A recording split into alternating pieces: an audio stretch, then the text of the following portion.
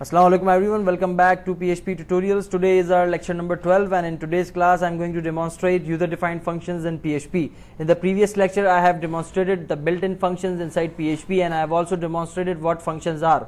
So in today's lecture we will create our own customized functions based on our needs and our requirements. Okay, so let's have a look what we have today inside today's lecture. Let's start. Alright, so I have a page and inside that page I have the PHP markers open already, and here I wanted to create a function. So in the previous class I have demonstrated the built-in functions, but how can you create your own function for your own customized work? So let me show you. The very easy syntax we have inside PHP is to write the function keyword and then the name of the function, let's say sum, and then round brackets. It's the identification of a function that a function should have round brackets at the end of its name. I hope it is clear to everyone. Every function in every programming language should have the round brackets at the end of the name of its name. I hope it is clear to everyone. So, and then a function should also have a body. A function should also have a body inside which you have to write your code that you wanted to reuse again and again. I hope it is clear to everyone. Now, what you wanted to do?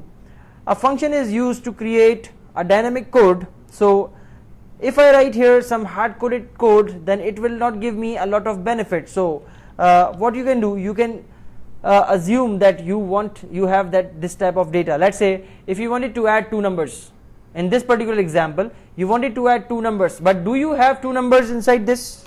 So we don't have any numbers right now. Okay, so in that case, when you do not have anything that you need, then you will assume.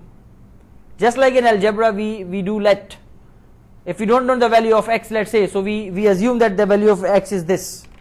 Alright, so what we do in this case, we need two numbers, but we don't have those numbers. So what we can do, we can assume.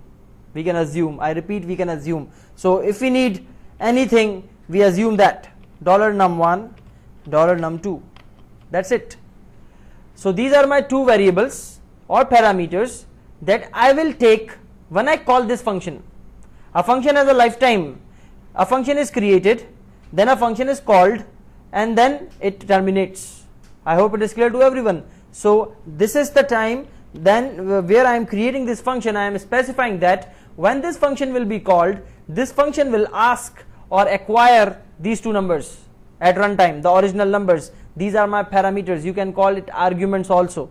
I hope it is clear to everyone. Now what you can do, you wanted to calculate the sum. So a very short version of writing this is this: return is a keyword. It is also a jump statement in other programming languages, and $num2. Simple, that's it.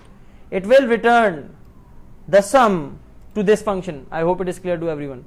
Now when you call this function, you will pass these two numbers, and these two numbers will be summed up and then returned to this function again.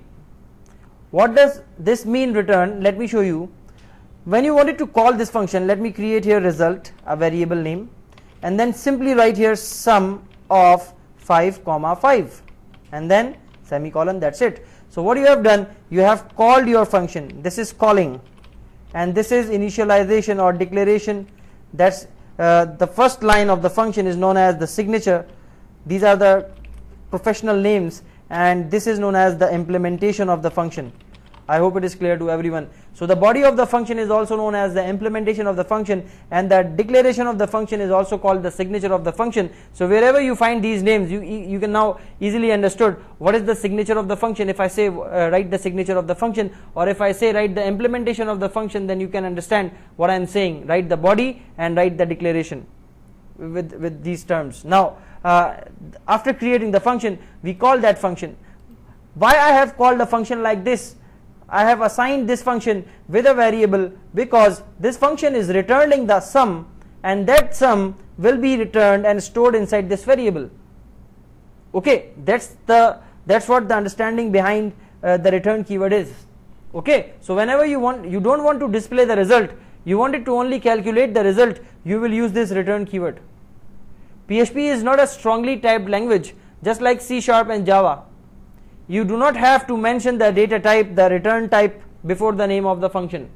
In other programming languages like C#, like Java, you have to make mention there that this function returns float, this function returns integer, this function returns character or string or boolean or whatever. Okay, but here you do not need to require to mention here the data type, because PHP is not a strongly typed language. It will automatically understood what is the return type based on the calculation and based on the result. So the return type will be the sum of two numbers, simple. So the sum of two numbers can be integer, can be a float, can be a double, and any numeric data type you can have. Okay, so now what you can do, you can simply call it echo and $result. So that's it. When you execute this function, this code, the result will be displayed in the browser. Let us see. So guys, look, my result is there. Okay, the sum of two numbers. Now if you can write one line inside the function, you can write 1000 lines also. You can write hundreds and thousands of lines inside one function, and then you can reuse that function simply by calling that function. So if I wanted to calculate another result, can I write it like this, echo, and the name of my function is sum, and then 4 comma 4. That's it. This is also another way to call the function, because the sum that is returned, it will be directly displayed on the browser. Okay, so look, you don't have to write the code again. This is the benefit of the function, reusability. Your code is repeating again and again, but you don't have to write the code again and again. So I hope it is clear to everyone. Okay, that's the benefit of function. Now let us restart the program and see. Okay, there is an error. No, not error. Look, the value 4 plus 4, the result is 8, is appearing here. Okay, I hope it is clear to everyone. Why this error is coming? I have missed somewhere some semicolon maybe. I don't think so. It's saying that it's error on line number 18. So okay, remove this, no problem. Now where is the error? Yes, it is removed. So I hope it is clear to everyone. Basically how function works, it is in front of you now. Let us create another example so that functions can be more clear to you people. Function, percentage, round brackets, body of the function, and then inside that function I wanted to calculate the percentage. So what things are required? I must tell you again and again that programming is not a thing that you can memorize. Okay, programming is a thing that you can actually make a logic. The steps that you can follow, the things that you require. Let's say if you wanted to create tea, what ingredients you need, you should know. If you don't know that ingredients, you can't create tea. I hope it is clear to everyone. Same is the case here. You wanted to calculate percentage, then you should know what things are required to calculate percentage. Okay, so to calculate percentage, I require obtain marks and I require total marks. That's it. So two things are required in this case. Let's say if you wanted to calculate the temperature, or you wanted to calculate the conversion of centigrade to Fahrenheit, then what do you require? The inputs, what do you need for temperature conversion, what do you need for currency conversion, what do you need for some other type of conversion, kilometers to meters, meters to kilometers, whatever scenario you can take. You just think what things are required from the user or by yourself. Okay, so for percentage you need the obtain marks. So I have created a variable. I have assumed I don't have the actual number, I don't have the actual percentage, I don't have the actual obtain marks or obtain actual total marks. I have assumed here that these are my variables. I hope it is clear to everyone. These are my parameters, these are my arguments. And now you can calculate the percentage simply by writing this formula, $obtain marks divided by $total marks multiplied by 100. I hope it is clear to everyone.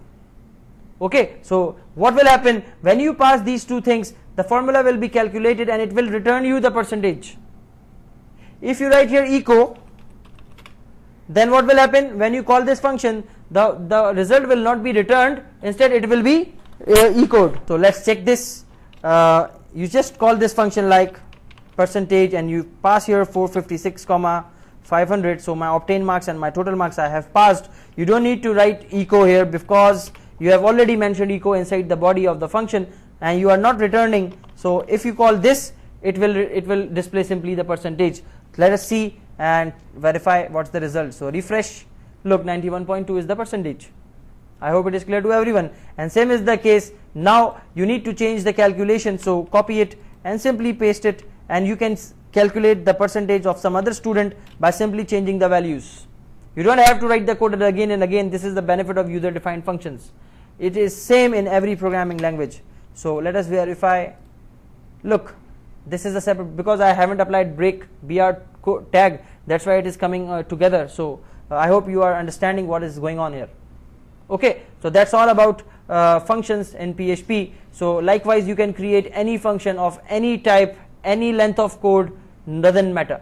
Okay, so if you do not understand anything, please do write me. Thank you so much. Take care. Allah Hafiz.